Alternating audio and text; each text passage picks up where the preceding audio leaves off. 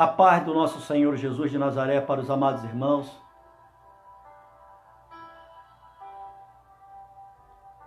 Que Jesus Cristo abençoe. Mais uma vez estou eu aqui, como em algumas vezes, estou aqui na sala da minha residência para ministrar uma palavra. A palavra do nosso Deus, para ministrar o Evangelho de Jesus Cristo. Como o apóstolo Paulo assim fala em uma das suas epístolas. Apesar dele ter batizado duas famílias, ele diz algo muito interessante. Ele diz que Deus o chamou para ele pregar o Evangelho de Jesus Cristo, para que a palavra da cruz ela não viesse a ser anulada. Vocês prestaram atenção nisso que o apóstolo Paulo ele fala? Olha só como é sério aquilo que Paulo lá atrás ele falou. Deus não o chamou para batizar. Volto a dizer, apesar que Paulo batizou duas famílias, porém Deus não o chamou para batizar, mas o Senhor chamou para ele pregar o Evangelho de Jesus Cristo, para que a palavra da cruz ela não fosse anulada. E se você for mais profundo, você vai ver ali no livro de Gálatas, capítulo 1, no verso 8, você vai ver o próprio apóstolo Paulo dizendo assim: mesmo que venha a ser nós, ou um anjo que desça do céu, e vos apresente ou vos anuncie um outro evangelho que não seja esse que ele, Paulo, está ensinando. Veja bem como é sério, como é a igreja lá de trás, para a doença da igreja dos dias atuais. Olha a diferença da igreja primitiva para a igreja moderna.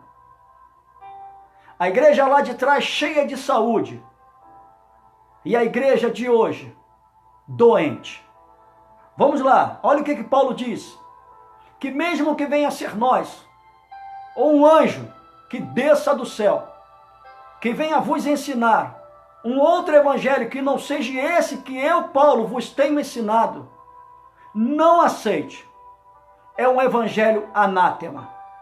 Ou seja, é um evangelho mentiroso. É um evangelho enganoso. É um evangelho deturpador da verdade das Escrituras Sagradas. É um evangelho demoníaco. Veja bem, o tema da minha mensagem hoje, eu sempre coloco um tema nas minhas mensagens. Quando eu estou ministrando na minha casa, para o meu canal, ou até mesmo quando eu estou ministrando nas igrejas, pregando para a igreja em si, eu sempre procuro colocar um tema, porque é muito bom você colocar um tema que é para a pessoa ter uma base do que verdadeiramente você está colocando, do que verdadeiramente você está dizendo. Porque às vezes eu vejo pessoas começarem a pregar uma palavra, ela puxa um versículo bíblico, lê um versículo bíblico, depois ela simplesmente fecha a Bíblia e não fala nada daquilo que ela falou a respeito daquela passagem. Ela conta história pessoal, ela conta história de terceiros, ela fala de tanta coisa, só não fala daquilo que ela anunciou no início. E o tema dessa minha mensagem hoje é arrebatamento. Quem o será?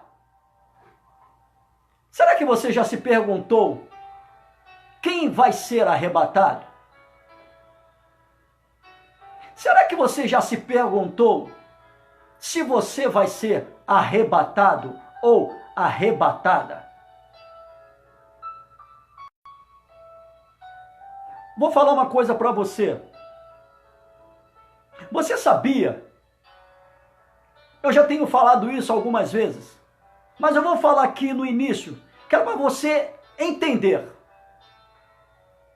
Você já parou para pensar, caso, somente se você ler a Bíblia,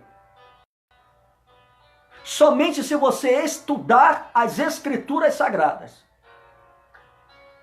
Porque se você não lê a Bíblia, se você não estuda as Escrituras Sagradas, você vai achar, você vai pensar que o Senhor vai vir buscar você.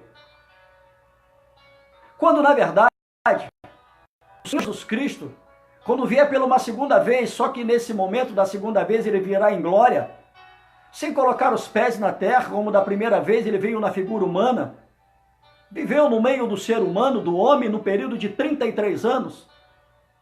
Na segunda vinda dele, ele virá na sua glória, não como homem, mas como Deus.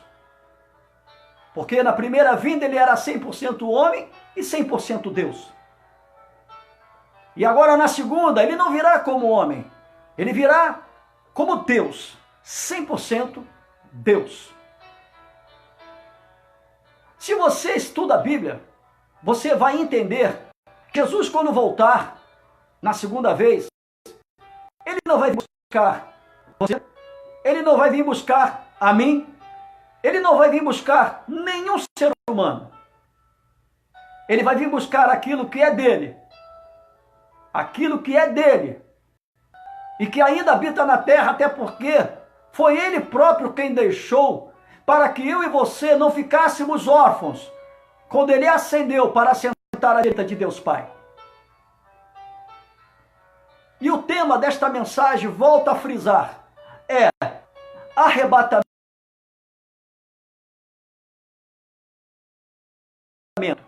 Ou seja, vamos ler aqui algumas passagens bíblicas.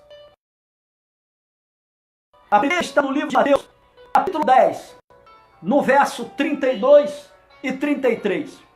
E diz assim, no Evangelho de São Mateus: portanto, qualquer que me confessar diante dos homens, eu o confessarei diante de meu Pai, que está nos céus. Mas qualquer que me negar diante dos homens, eu o negarei também diante de meu Pai, que está nos céus. Esta passagem, ela também está em Lucas, no capítulo 12, no verso 8 e 9. Vamos lá, Lucas 12, 8 e 9, diz assim: e digo-vos que todo aquele que me confessar diante dos homens, também o Filho do Homem confessará diante dos anjos de Deus. Mas quem me negar diante dos homens, será negado diante dos anjos de Deus.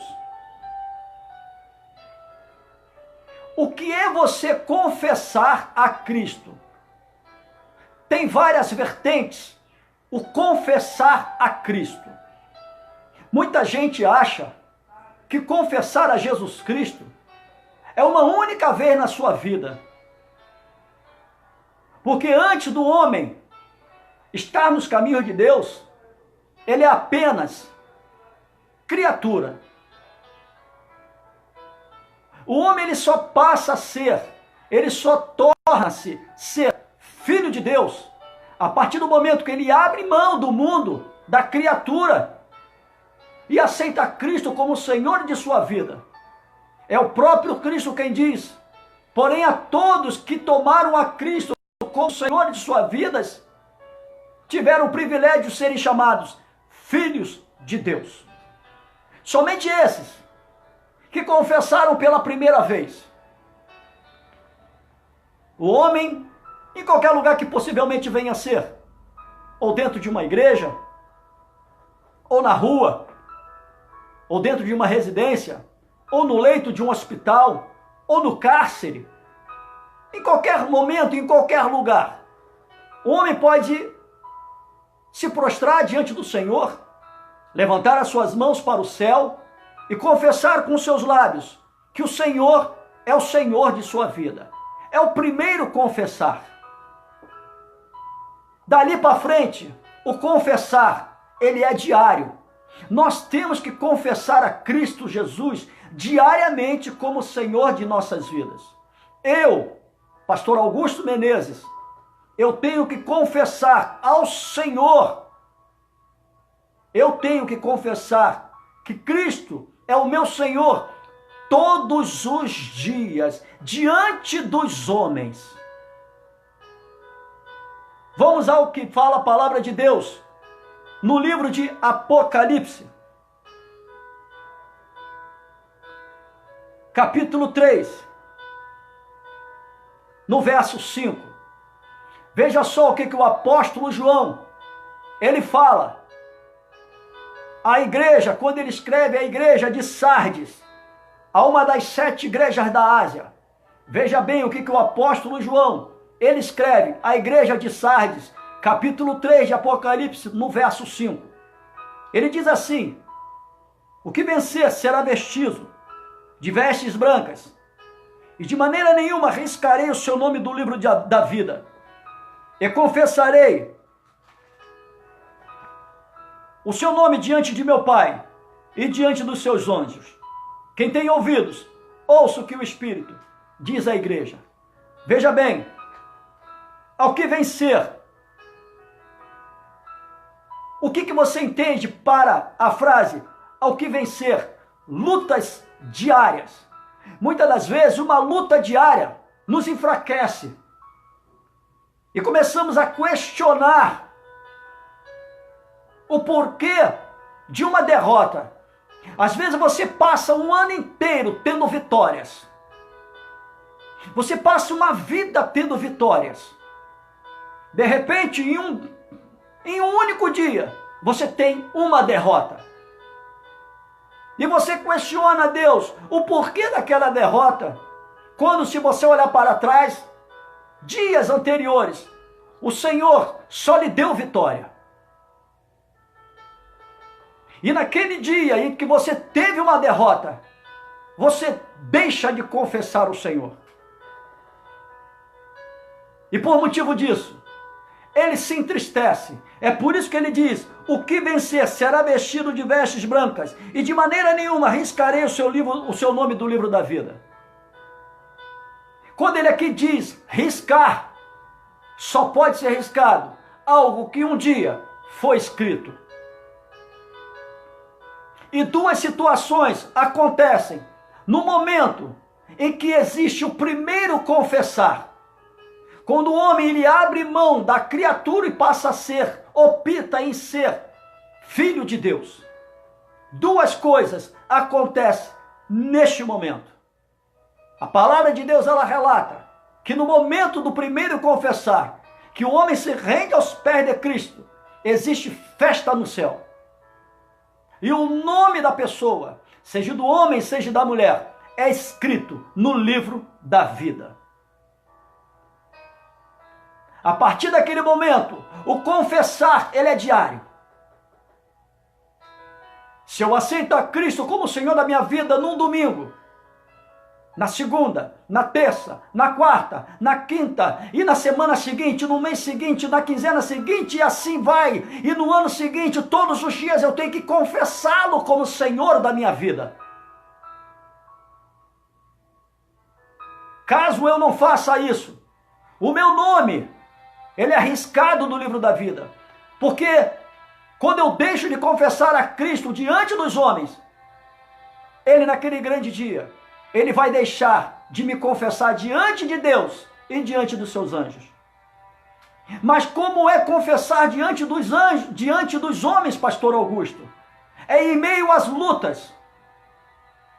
Porque a palavra de Deus ela diz que os anjos do Senhor estão ao nosso redor, nos abençoando, pelejando nossas lutas, nos dando a vitória. Mas o nosso adversário, o meu e o teu, o nosso adversário, está ao nosso derredor, bramando como um leão, tentando tragar assim quem o puder. Quando nós confessamos a Cristo, diante das lutas, nós estamos mostrando para o nosso adversário, ou seja, para Satanás. Ele vê e ele ouve, porque a Bíblia diz que ele está ao derredor. Ele vê tudo que você fala. Ele vê todas as suas ações. Ele vê tudo que você escreve. Ele sabe coisas da sua vida que nem mesmo você se lembra mais. Porque ele é desde antes. Ele só não é futuro, mas ele é passado e presente. Ele conhece as escrituras sagradas melhor do que eu e você. Se juntar todos os 7 bilhões e meio de seres humanos na face da terra, não vai ter a sabedoria de 1/3 do que o diabo tem. Porque ele era um anjo de luz e morava no céu. Pela sua rebelião, ele foi banido dos céus. E hoje habita para destruir a raça humana. Hoje ele habita na terra. Hoje ele é o príncipe das trevas.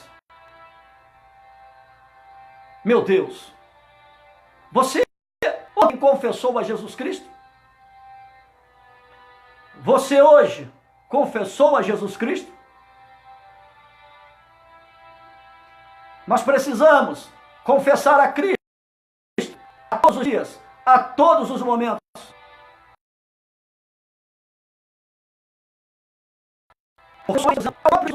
Se eu e você, nós não confessarmos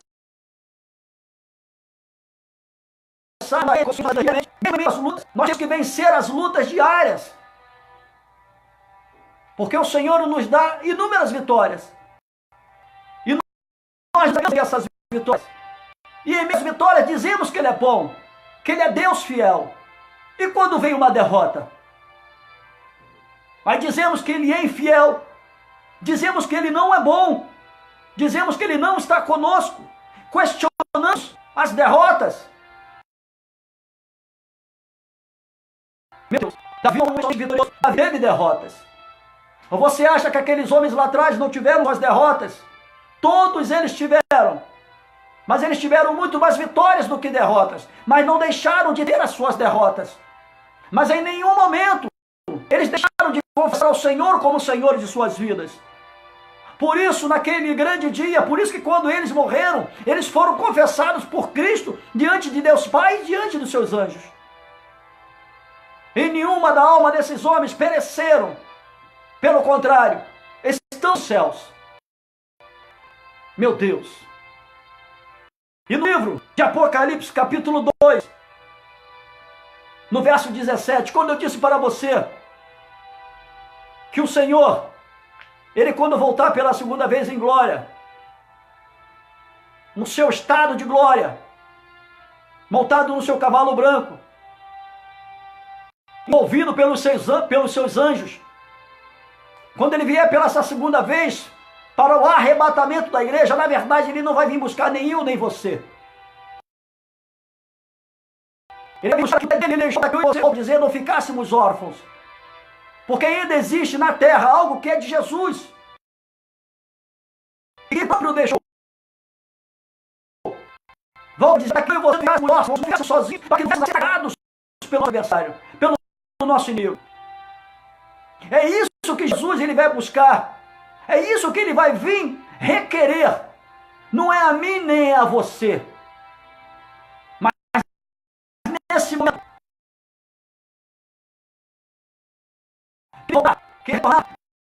para requerer,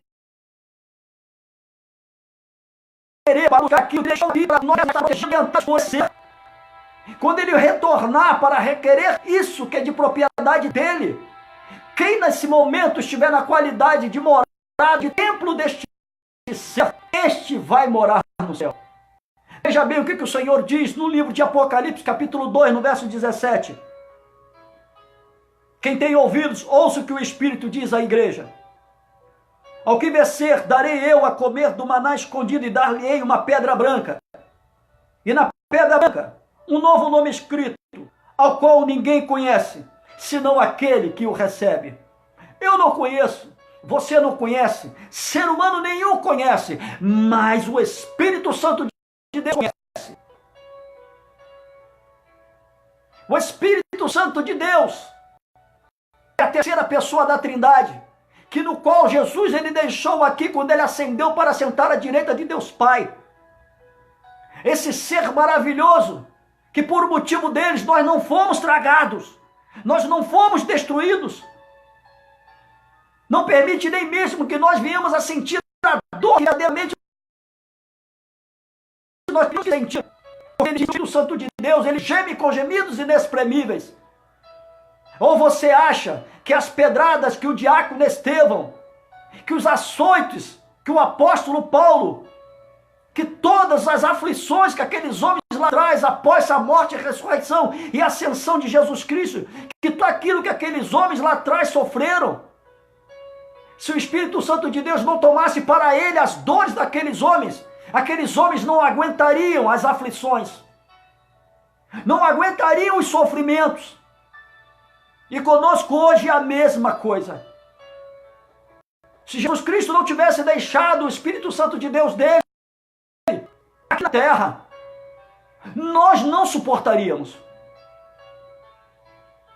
Já teríamos olhado para trás. Você só não olha para trás, eu só não olho para trás, nós só não olhamos para trás, porque tem um Espírito Santo de Deus vivo hoje na terra, que absorve, toma para ele todas as nossas dores, todas as nossas aflições. E é isso que Jesus Cristo ele vai vir requerer na sua segunda vinda. Não sou eu, não é você, não é nenhum ser humano, porque nós não somos merecedores de morar na glória. Nós não somos merecedores do céu. Mas a partir do momento que nós nos colocamos na disponibilidade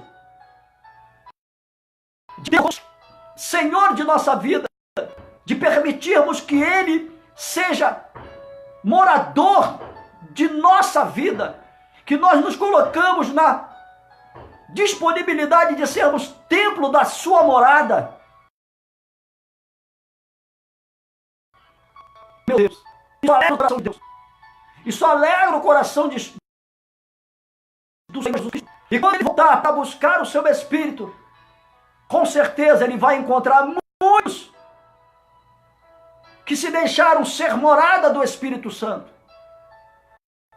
E esse nome que é escrito numa pedra branca é um nome espiritual. E por nós sermos carnes, nós não vamos ouvir nem tampouco vamos entender.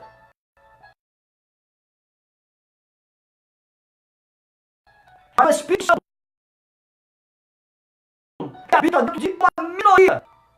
Esse é entender. Essa minoria, no momento, foi encontrado como o templo do seu Espírito. Esse vai subir e morar no céu.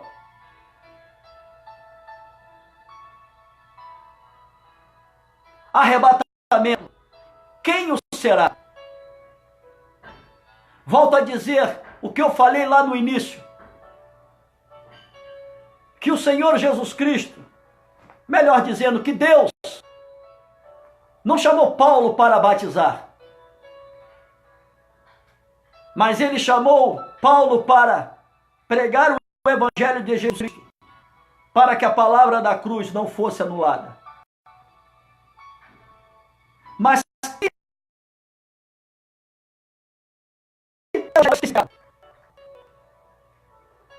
que cruz hoje o homem tem pregado? Eu não vejo mais os sacerdotes do século 21 falar de salvação. Eu não vejo mais os sacerdotes do século 21 falar do céu. Eu não vejo mais os sacerdotes do século 21 falar sobre o inferno. Eu não vejo mais os sacerdotes do século 21 falar sobre arrependimento, falar sobre pecado. Mas eu só vejo eles baterem numa única tecla: a maldita da teologia da prosperidade. E fazendo essas malditas campanhas dentro da casa de Deus. Porque a prosperidade, isso é consequência da tua obediência para com a palavra. Não existe a necessidade de eu ir dentro da igreja para buscar as minhas necessidades pessoais.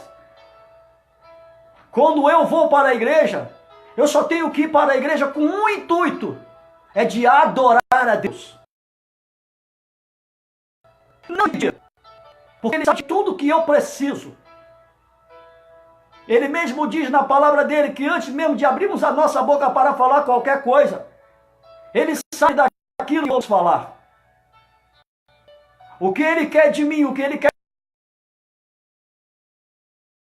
de você.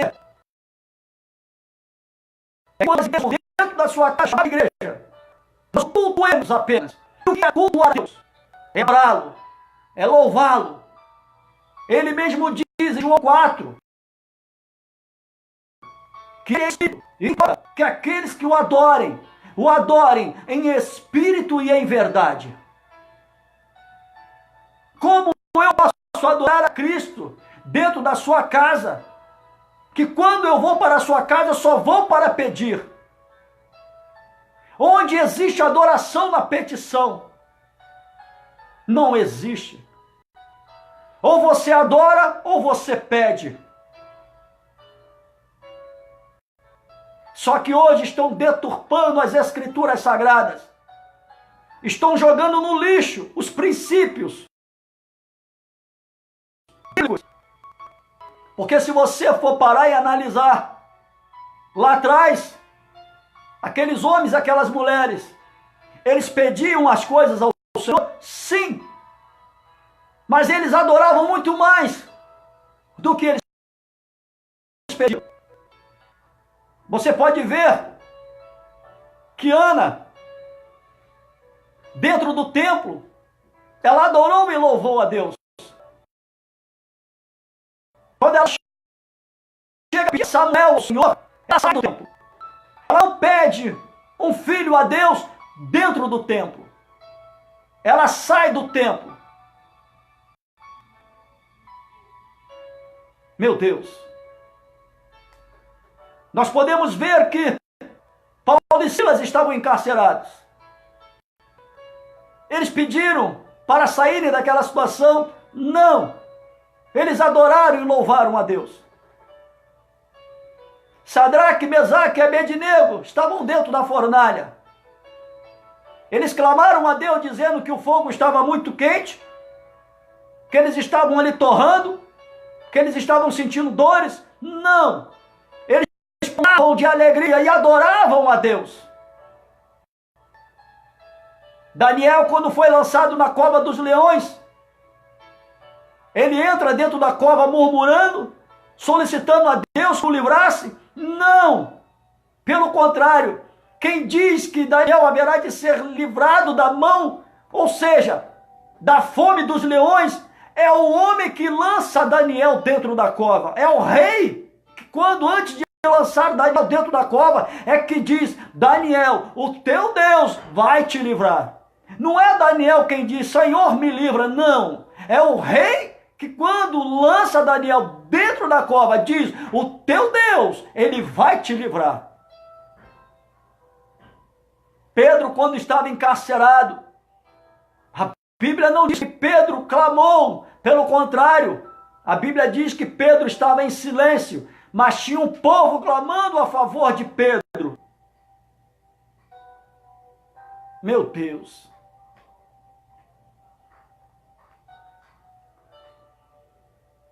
Tudo isso é confessar ao Senhor. Confiar em Deus é confessar que Ele é o Senhor. Mas como é que eu posso confessar diante dos homens, Senhor? Volto a dizer, o nosso adversário está ao nosso derredor. Quando você confessa a Deus e o teu adversário ouve e vê, é como se você estivesse confessando diante dos homens. Quando você confessa ao Senhor Jesus Cristo em meio às lutas, em meio até mesmo a derrotas, que os olhos as tuas lutas e muitas vezes sendo derrotado, e mesmo assim você confessa a Cristo, meu Deus, você não tem ideia do que isso pode surtir no céu. O efeito que isso pode vir a surtir no céu, você não tem ideia.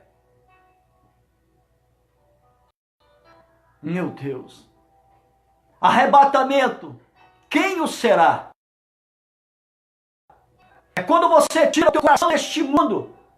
É quando você tira o teu coração do visível e do palpável. Quando você tira o teu coração das lamentações, das murmurações, das lumúrias, dos questionamentos, das dores. Mas aí você pode até falar, pastor, só o senhor sabe o que eu estou passando. Eu também posso dizer para você, você não tem ideia do que eu estou passando. E estou aqui te dando um conselho, te orientando de que forma que você pode alcançar o céu. Não alcançar aquilo que você necessita. Porque quando eu alcanço o céu, eu alcanço aquilo que eu preciso. Antes de eu conseguir as minhas necessidades pessoais, eu preciso alcançar o céu. Mas como eu ainda vivo posso alcançar o céu? Meu Deus, é você confessar. A Bíblia diz o quê? Que os ouvidos do Senhor não estão tapados para que não possa ouvir, nem as suas mãos encolhidas para que não possa abençoar. Os ouvidos de Deus não estão tapados para que não possa ouvir. Ele quer ouvir você não pedir a Ele as coisas de sua necessidade. Mas Ele quer ouvir de você, você confessando a Ele mesmo em meio às lutas e às suas derrotas diárias. Para que uma vez o Senhor, ouvindo isso, as mãos deles não estejam encolhidas para lhe abençoar. Só que o homem hoje, ele ensina ao contrário. Ele diz que os ouvidos do Senhor não estão tapados para não ouvir a tua petição, a tua necessidade. Não! Não é isso. Ele quer ouvir você dizer que acima de tudo, Ele é o Senhor da tua vida. Que acima dos sofrimentos, das dores, das aflições, das perseguições, das lutas, das derrotas, mesmo assim, Ele continua sendo o Senhor da tua vida. Meu Deus, só assim a mão dele haverá de deixar de estar encolhida, e o melhor dele haverá de te alcançar. Não existe a necessidade de eu e você ir para dentro da igreja para pedir. Igreja é lugar de agradecimento. Igreja é lugar de adoração. Igreja é lugar de louvor. Igreja é lugar de você cultuar o teu Deus. Muito diferente do que ensinam hoje. Muito diferente. Volto a dizer, o apóstolo Paulo, ele diz em Gálatas 1:8, mesmo nós, ou um anjo desça do céu, e vos apresente um outro evangelho que não seja eu, Paulo, que vos tenho apresentado, não aceite, é um evangelho mentiroso, é um evangelho anátema. E eu vou falar uma coisa para você, não quero perguntar, meu amado ou minha amada. Daqui para frente, por ser os últimos dias, as lutas vão ser mais ferrenhas, as lutas vão ser maiores. Se você tinha uma luta por dia, se prepara, porque você vai começar a ter 10 por dia. Se você ficava meia hora chorando, se prepara para chorar 24 horas. Porque é os últimos dias. Mas mesmo em meio a um choro de 24 horas, mesmo em meio a dezenas de lutas diárias, não deixe de confessar ao Senhor. Porque eu sou tão humano quanto você e não posso te dar vitória, mesmo na qualidade de um pastor. Porque eu sou pecador tanto quanto você é. Eu sou limitado tanto quanto você é. Eu passo lutas tanto quanto você passa. Eu sinto dores tanto quanto você sente. Eu tenho tantas derrotas como tantas você assim tem. Mas Deus não é limitado. Ele é ilimitado. Deus sente dores. Deus não é derrotado. Ele tem o governo de tudo nas suas mãos. Tudo foi criado nele, por ele e para ele. Operando ele, quem impedirá? Se confessares ao teu Deus diariamente, independente do que você venha estar passando, independente do processo diário, se você confessá-lo sempre, pode ter certeza,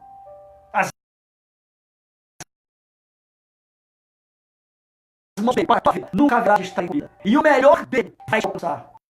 E pode ter certeza, você será vencedor.